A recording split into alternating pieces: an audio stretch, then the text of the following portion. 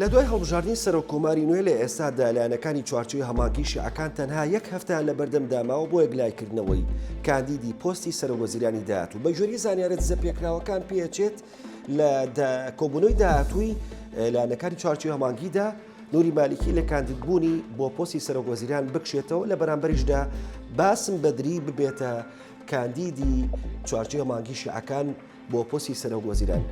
باسم بەدری ئەندامی باڵای حیزبی داوای عێراقیە کە لەلایەن نوری مالیکی سەرۆکایەتی و ئەمیندارەتی دەکرێت. لە ساڵی 2013ەوە وەک کەسایەتێکی تەکنۆکرات و بێلایەن لە پرۆسەی بەڕێوەبردننی عێراقدا دەرکەوتووە و سەرۆکاتیەکێک لە هەستیارترین دامەزراوەکانی دەوڵەتی عێراق دەکات، ئەویش دەستەی لێپرسینەوە و دادپەروەریە.